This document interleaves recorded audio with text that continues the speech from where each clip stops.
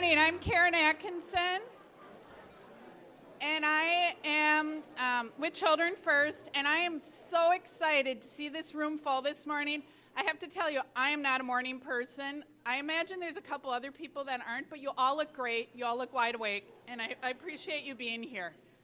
Children First has a legacy, St. Louis Park has a legacy of caring. And actually on March 12th, 1992, in this very room, Carl Holmstrom, who was the superintendent of schools at the time, gave a speech to the local Rotary Club. What he talked about was the plight of young people in our community.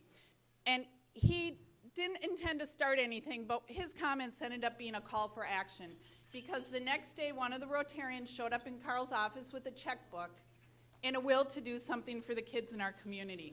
And then another Rotarian stepped forward with a checkbook, and then the community stepped forward and really rallied around the idea that we needed to put our children first. It was the beginning of our relationship with Search Institute. Search is an organization in Minneapolis that has developed a list of 40 assets, common things that young people need to grow up to be healthy and happy. And St. Louis Park became the learning laboratory on how we include assets in the fabric of our community. You know what? I love the assets. I love them because they make so much sense.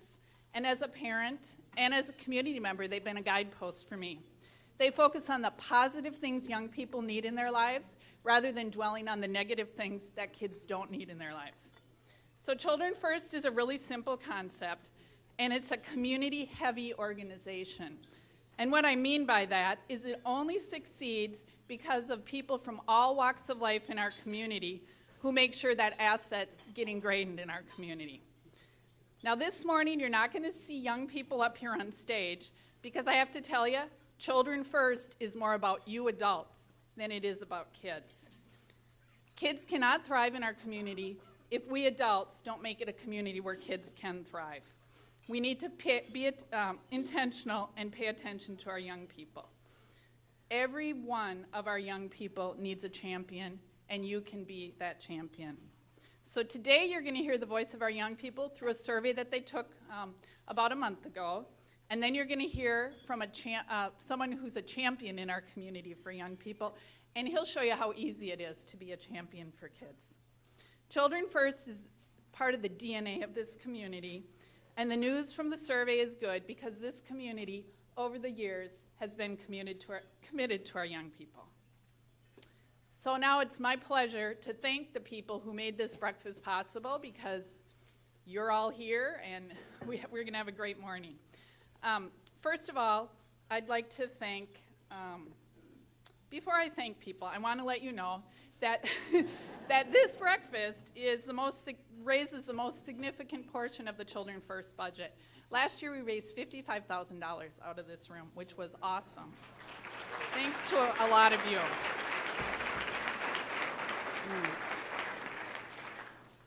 And we want Children First to be accessible to everyone so that we can reach all of our kids.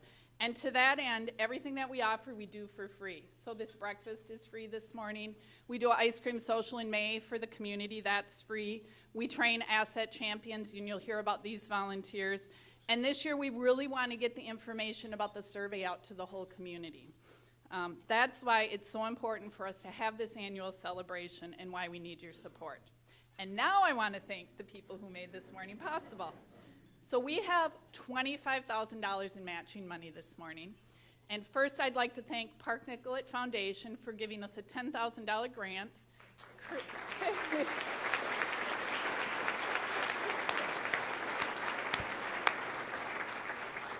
And this morning we have Krista Danner, Libby Lincoln from the foundation, Dr. Mary Wagner, and I know we have a whole crew of people from the foundation in Park Nicollet, so thank you very much.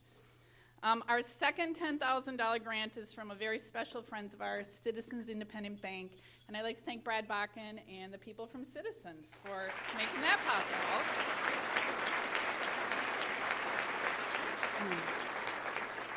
And then it only makes sense that the St. Louis Park Rotary Club would step up with a $5,000 matching gift since we started here. So I'd like to thank the members of the foundation and the Rotary Club who are here over that way.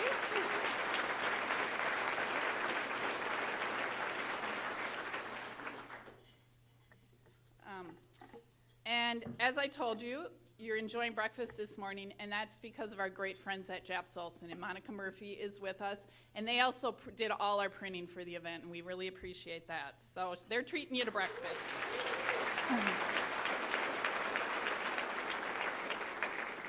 And I told you about this survey, and the reason we were able to do the survey is that the American Legion gave us a grant so that we could survey all the 6th through 12th grade students in St. Louis Park Middle and high school, and Lee Talixson is here from the American Legion, so thank you, Lee.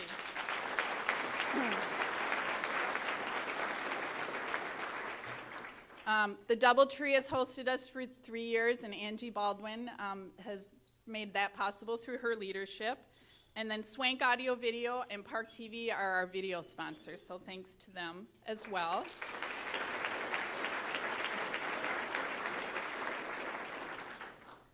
And then we had a committee who put this together. That's probably no surprise to you. And I want to do a special shout out to Bob Tiff from Benilde St. Margaret and Lynn Giovanelli, active parent. They dared co-chair the event, so I appreciate that. You are here probably because there's a table captain who invited you today. We have 32 table captains. They are people who believe so much in children first, they wanted you to learn about it too. So thank you so much to the table captains for this morning.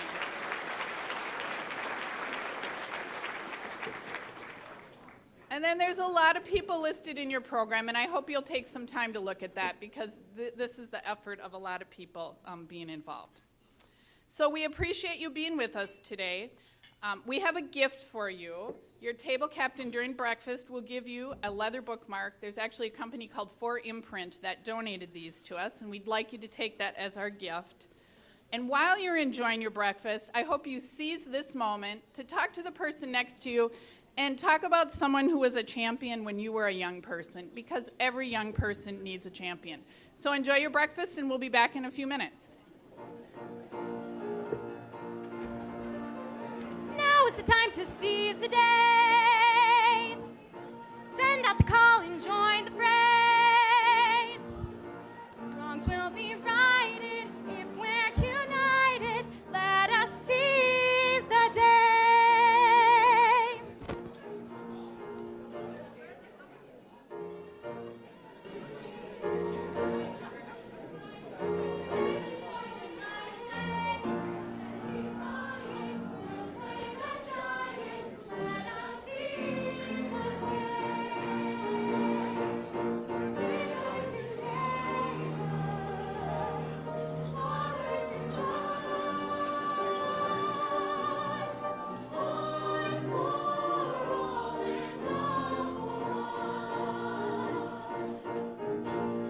Open the gates and seize the day. Don't be afraid and don't delay. Nothing can break us, no one can make us give our rights away. Neighbor to neighbor, honor to son. One for all and all for one.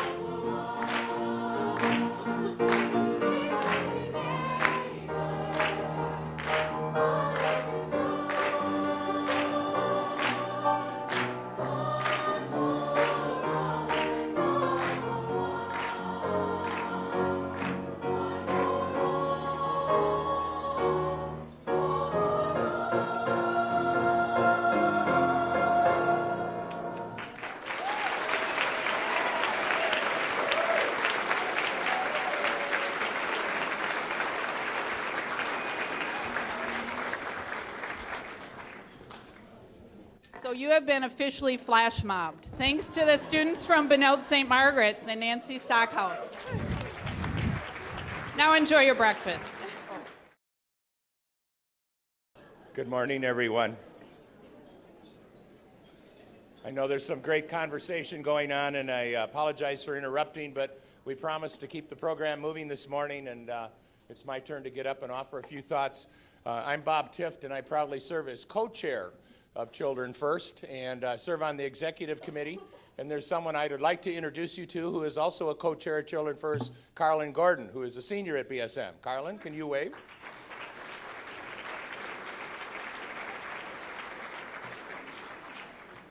Karen shared a little bit about the history of Children First and how it got started, and I was blessed to be involved with some of those first meetings with Carl Holstrom. And I was immediately drawn to Children First because here was this initiative that was inclusive and it was proactive and it was a wonderful way of reaching out to young people, and young people have always been my passion in life. I also believe that the idea of asset building that we've used is, I believe in it so much that we've used the assets at Benilde St. Margaret's. We use it in our strategic initiatives, we use it in our planning efforts, we use it in our professional development efforts. But I'm certainly not the only one. We have over 200 people who have been trained as asset champions. They're from all over the community. They participated in 2.5-hour training to become asset champions. They are champions, they are police officers, firefighters, seniors, and teens. We have asset champions in the faith community, in businesses, schools, and neighborhoods. We have asset champions everywhere. After they learn more about assets, they're committed to intentionally determining ways to build assets in young people around them and in our community. I would like to thank our asset champions that are truly the heart and soul of Children First. Can we get all of our asset champions to please stand so we can thank them? Asset champions that are in the room.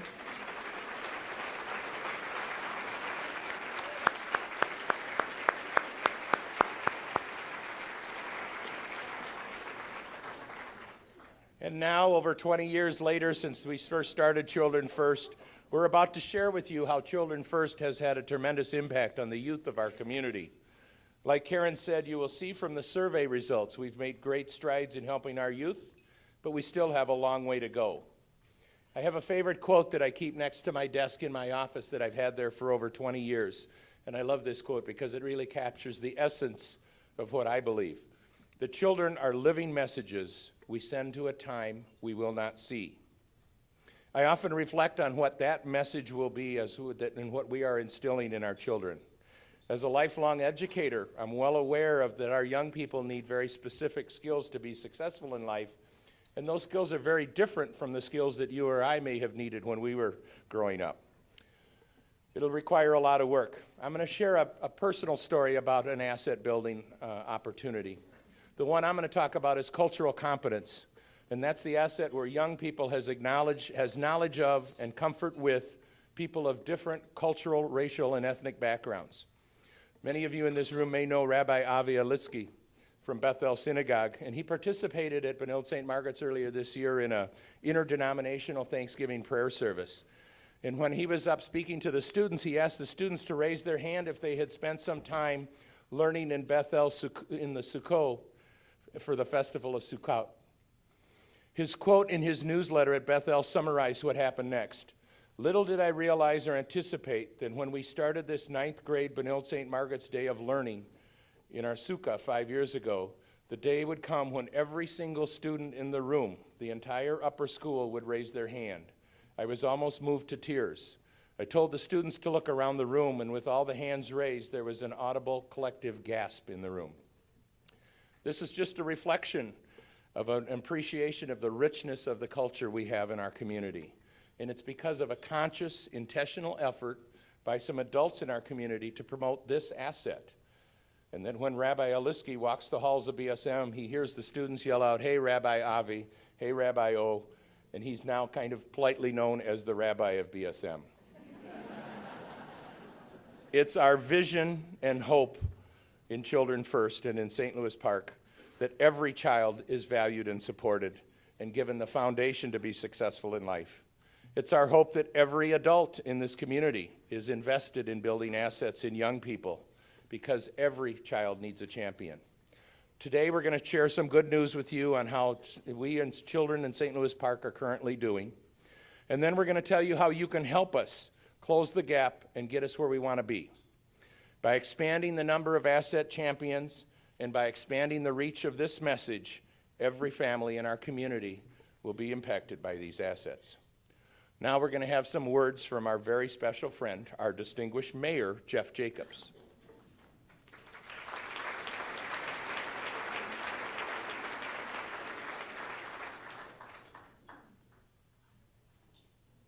Good morning, everybody, and welcome to the Children First Champions Breakfast.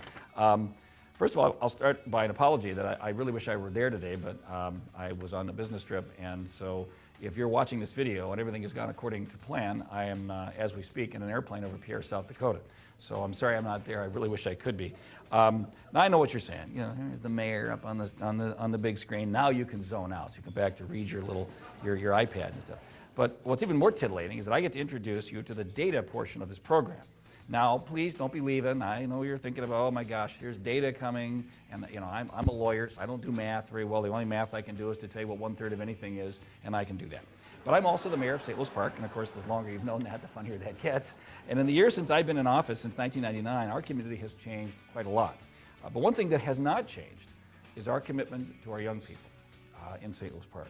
Today, you'll hear what young people told us about their experiences growing up here in St. Louis Park. In February, the students who attended the St. Louis Park Middle School and High School fill out a questionnaire about their lives here in growing up in this community. The information they provided is not an evaluation of our schools, it's much wider than that. It's actually a message to and about all of us. We're the only community in Minnesota that has been awarded 6 times one of the 100 best communities in the entire country to raise kids. It's a designation that's given by America's Promise, an organization that started by General Colin Powell. And you might ask, well, why were we recognized? Well, it's because St. Louis Park has always stayed the course. We put children first every single day and every single way. And that's not just lip service. It's because people like you actually make that a reality. And I could not be prouder of you because of that. We have an unwavering commitment to our kids. Every child needs a champion. I've always tried to be one, and I know you do too. So you get to hear more about that from our 2 outstanding community leaders, our city manager, Tom Harmoning, and superintendent of schools, Rob Metz. So, okay, Rob and Tom, take it away.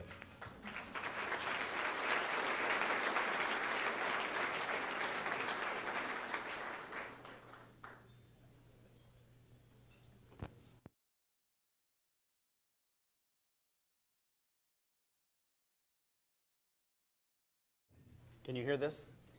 Okay. How about this? Can you hear me? Fabulous.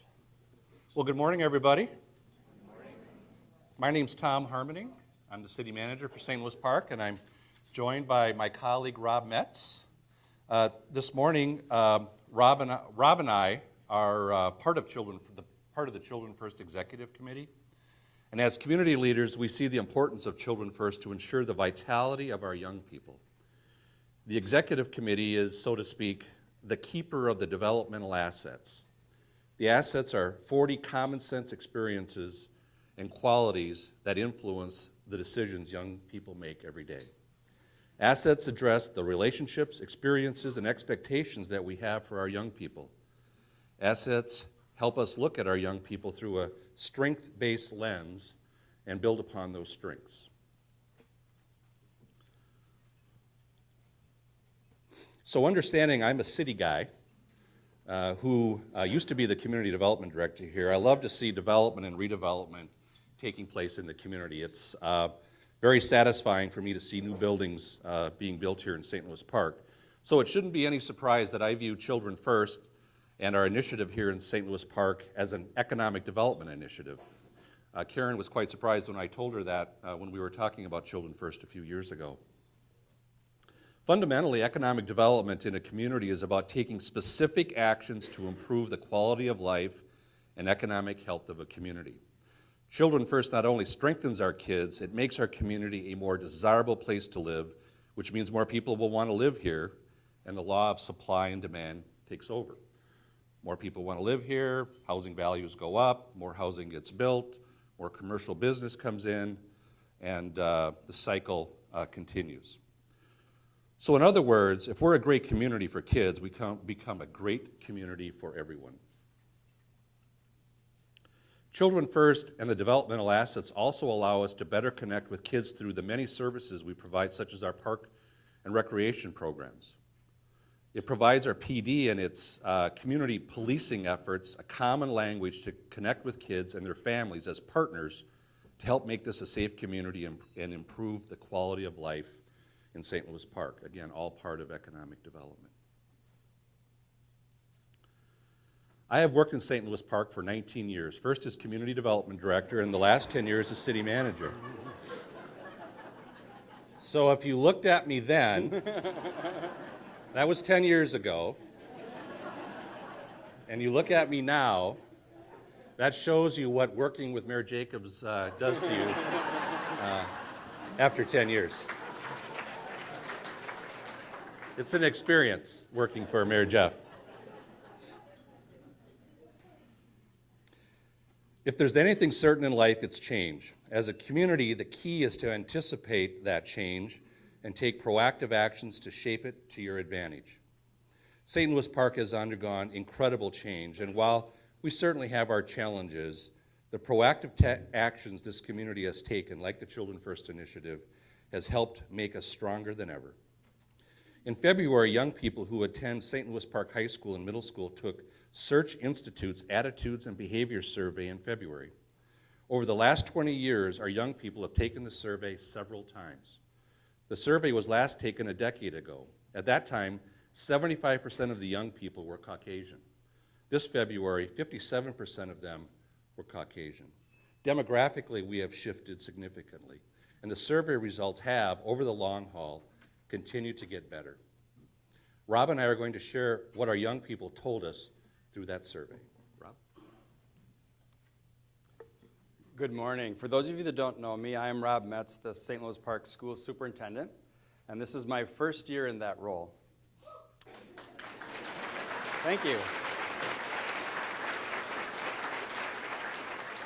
But I've actually been in St. Louis Park quite a while. I've been here 16 years, first as the principal at Aquila Elementary School, and then as the principal of St. Louis Park High School.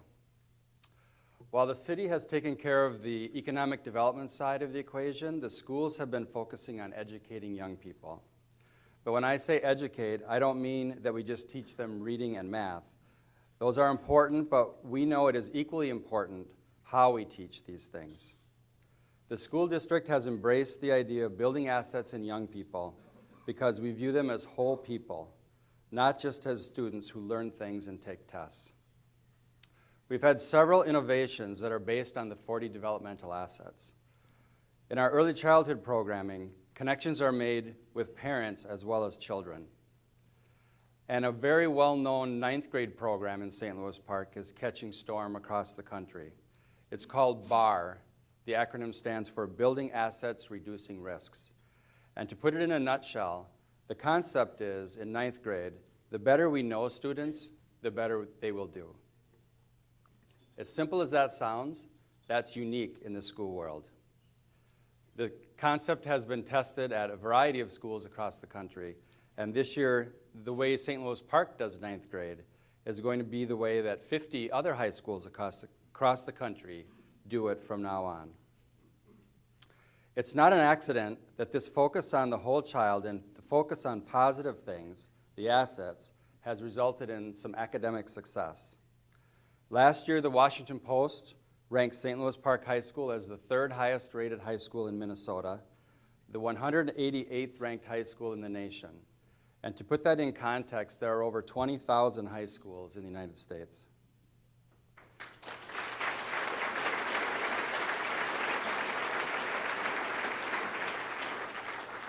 Just a few weeks ago, the Minnesota Department of Education released their graduation rate results for Minnesota for last spring. And our results were very good. 90% of St. Louis Park High School students graduated in 4 years.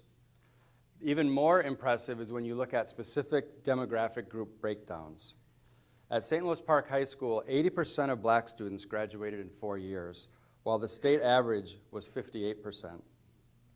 80% of our Hispanic students graduated in 4 years, when the state average is 58%. 92% of our English language learners graduated in 4 years, when the state average was 59%.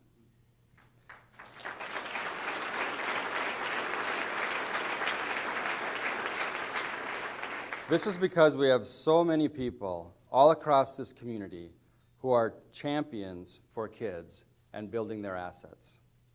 Tom and I both agree putting children first is at the epicenter of St. Louis Park's success.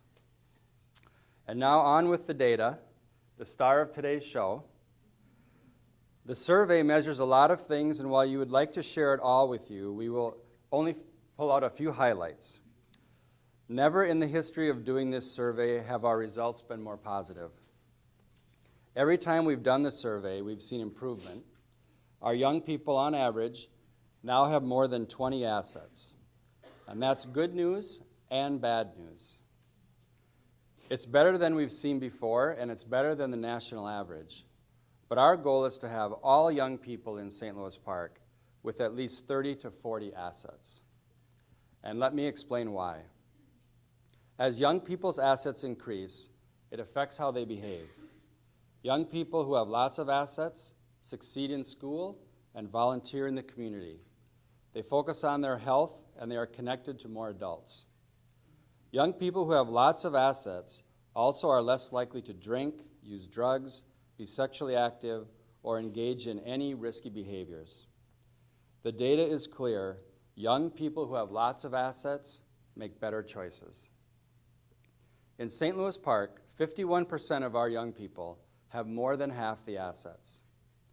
11% of those have 30 to 40 assets, which is the benchmark where we would like to see all of our kids.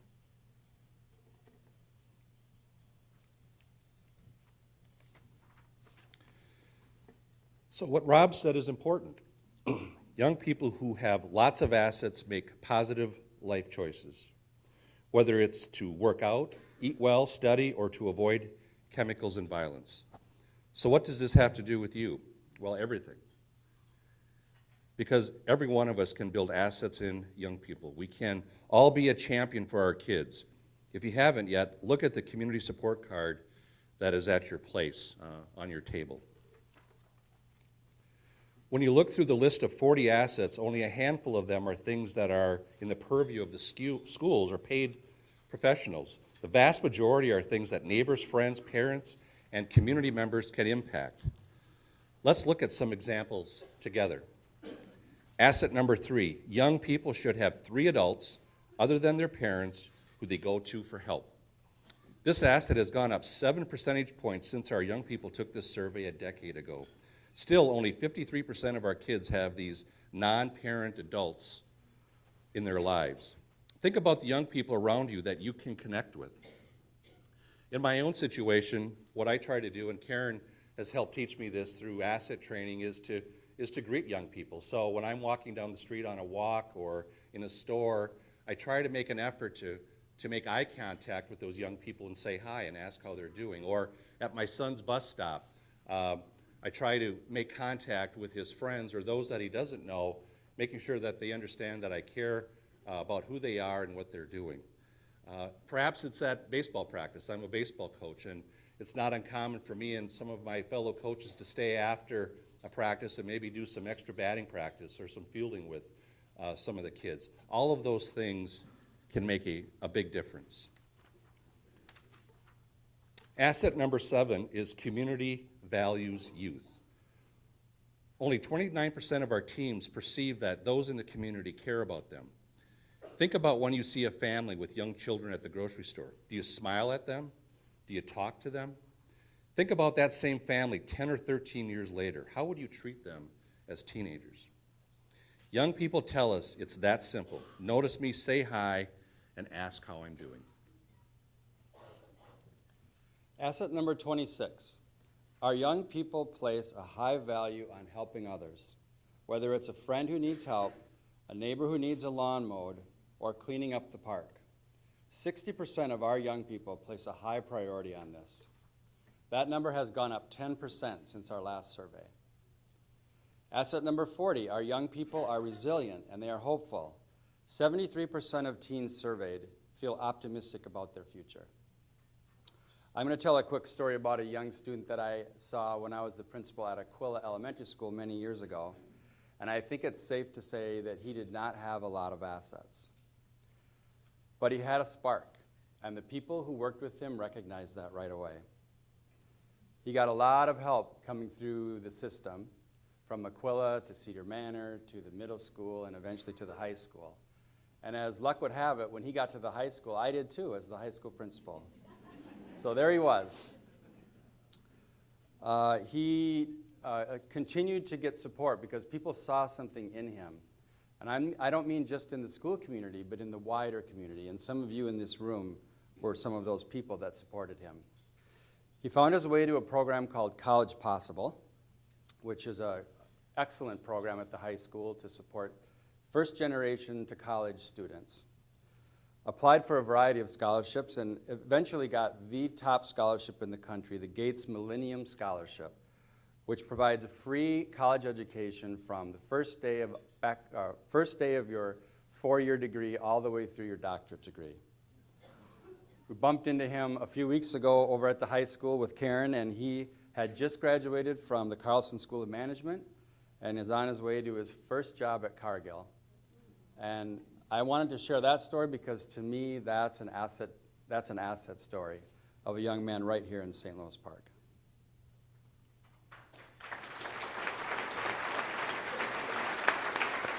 Did he go to school at Aquila too? One common denominator you might want to recognize is that this young man went to Aquila School while Rob was principal at Aquila. And when he got to high school, Rob was the principal at the high school as well. So I think that there's not a coincidence, Rob, as to your commitment to our kids. So thank you. Asset levels have increased in our young people, and in fact, they've never been higher. Our young people are taking less risks. In particular, there are fewer teens who are truant, there are fewer who are gambling, and there are fewer who are using illicit drugs. During the past 2 decades, St. Louis Park's community-wide effort of putting children first has netted positive results for our young people. But we are not through yet, because it is our goal to get all of our young people to the range of 30 to 40 assets. So how are we going to do this? With your help, we're going to do this with your help. Look at the assets. As the mayor would say, this is a finely tuned, scripted presentation. So look at the assets. Think about the young people in your life and determine ways to build upon their strengths and their assets. So, inspiration always helps, and we always need some inspiration. So, I'm happy to introduce to you Tim Titus, a valuable community resource on 2 fronts. First, he supplies many of us in the St. Louis Park community with our daily doses of caffeine because he's a barista at Starbucks at Excelsior and Grand. But Tim is also a community connector and asset champion because he understands that every child needs a champion. So, with great pleasure, I introduce Tim, and he'll tell you his story. Thank you. You bet.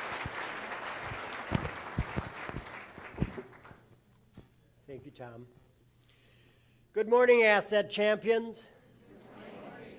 Now, if you're an official asset champion, you know we stood. But you're all asset champions, every one of you, because we all care about our kids and we all build assets. It's wild to come in here and see so many of my customers. You know, people that I haven't seen for a long time. I work at the Excelsior and Grand Starbucks that opened 11 years ago in May, and I'm the only original employee that is left there, and I'm just honored to be in this community. I am fully vested in St. Louis Park. I love this community. My background is in adolescent chemical dependency. I have a master's in public health, and I remember this field before assets existed. I remember the Search Institute starting. I remember the first 30 assets. It's fun. It's marvelous to see this large group of people supporting such a worthy cause and to see the trends changing with young people. How I build assets. I use this 75-cent word called psyche. Not really. But if you look up the word psyche in the dictionary, it says soul or mind. But if you actually look right between soul and mind, what do you have? Your heart. It isn't soul or mind, it is both, and it is connected by our heart. It is our being, it is who we are. It's how we relate. It's how we do our job. It's how I do Starbucks. It's how I do relationships. And when I connect to a young person at Starbucks, I'm connecting to them with my being, with a fully integrated soul and mind and heart. And what I'm connecting with them on is the same level. Children come into this world. I know that because I have 3 grandkids. They come into this world fully integrated. Their heart is not separate. Their mind is not separate. I have a grandson in Chicago named Cale Timothy. He absolutely adores me. He follows me everywhere. He wears me out because he loves me so much. It is the most amazing thing in the world. But he is fully integrated, and he and I connect together on a being level. And that's how I relate to customers and to their kids. 2 stories. Valentine's Day this year, 2 of my favorite customers are 2 little girls. They're sisters, 6 and 8 years old. And they come in with their dad, not usually with their mother. When their mother comes in, she says, "Tim, do not let my husband give brownies to his girls for breakfast. You know, that's not okay." So I have to kind of monitor that. But these 2 little girls are just adorable, and we have this wonderful relationship. Valentine's Day, the youngest one came in and gave me a heart. Homemade heart, the ones that you put all those little tiny beads and you melt them together. It was the absolute best Valentine's gift I got. Second story goes back a ways. We had a professional cartoonist named John that would come in every morning, and he would come in with his son. His son was in preschool, and they would sit at our end cap, and John would cartoon, and his son Hank would also cartoon. And Hank gave me his cartoons. He gave me some of his cartoons. He did it every day. But I still have these. They are very, very precious. Unfortunately, very sad, his dad died. He had non-smoker's lung cancer and died at a very young age with 3 children. And at the 1-year anniversary of his death, all the family and friends gathered, and they wrote letters. The kids wrote letters to their dad. Family members wrote letters to John. And they attached these letters to balloons, helium balloons, and sent them up into the space, up into the sky. And the mom told me later, she says, "Do you realize that one whole paragraph in Hank's letter was about you?" I couldn't believe it. I was so touched. And I'm a barista at Starbucks. But that connection is so powerful. We all have that. We all do that. Being an asset champion is not different. It's a part of who we are. Thank you very, very much for the support. And I would encourage all of you just to integrate the idea into everything you do. You already do it. Thank you.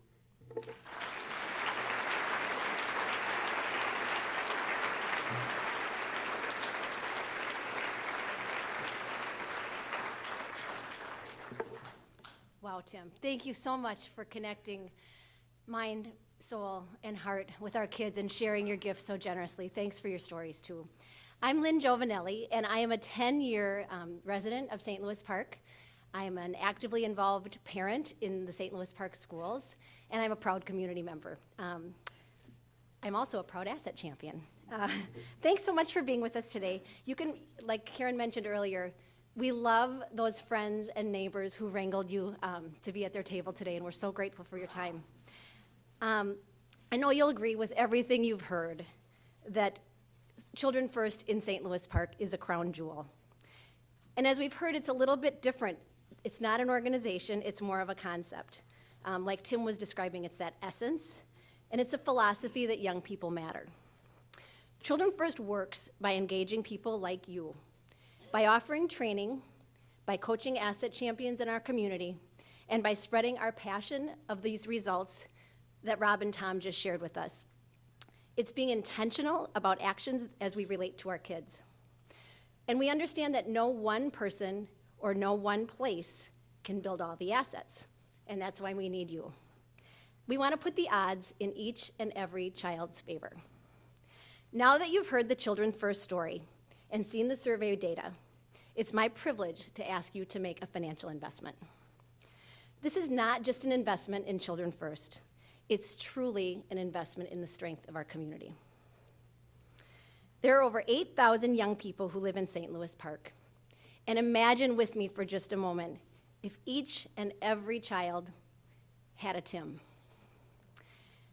Or each and every child were those benilled flash mobbers that were singing with their sparks all over the room.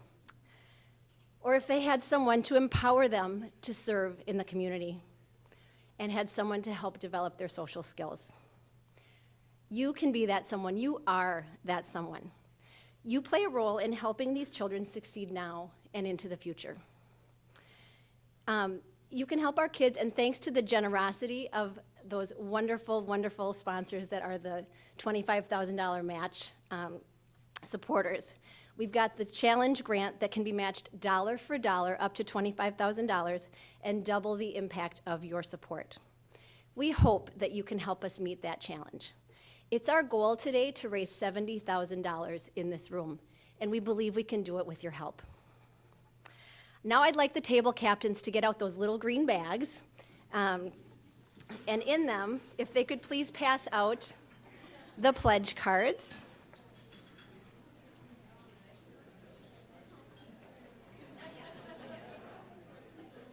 Okay, don't get too crazy chit-chatting. You gotta focus.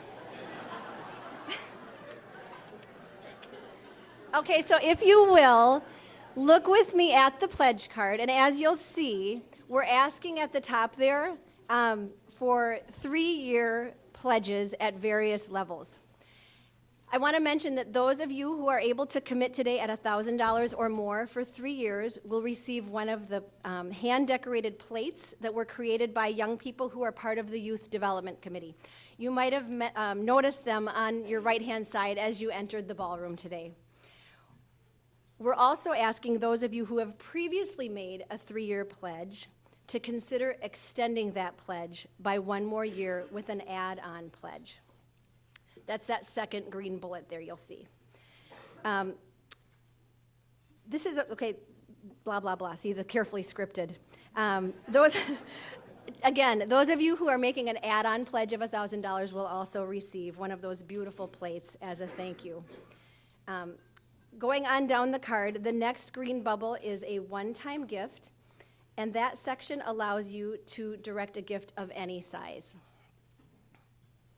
The bottom line is we are so grateful for your support. With your help, we know we can do more. We will train more asset champions.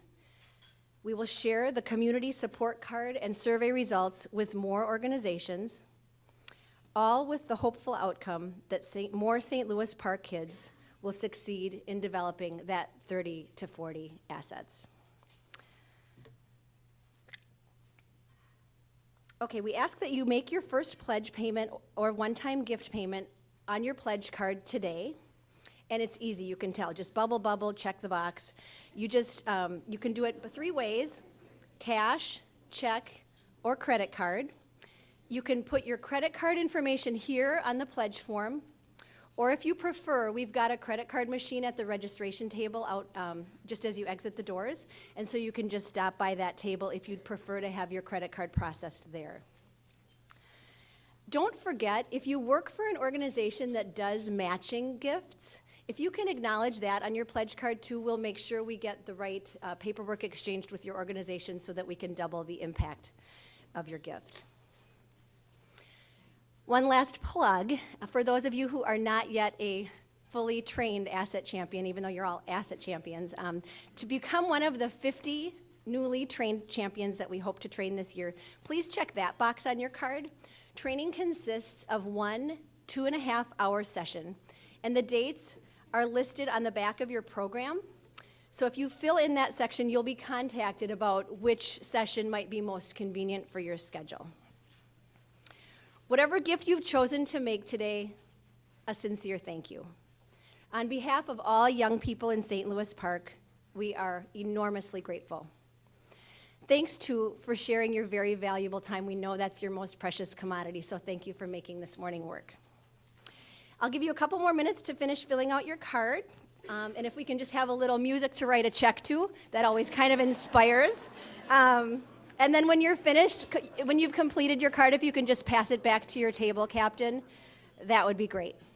Thank you.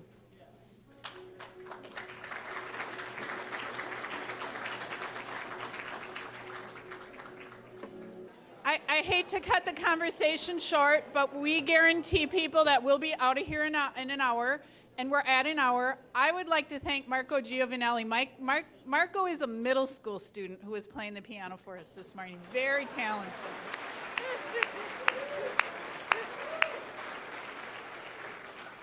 And I want to thank all of you for being here and showing your support for our community, and especially for our young people. And I think you got the message. Every child needs a champion. Thank you very much.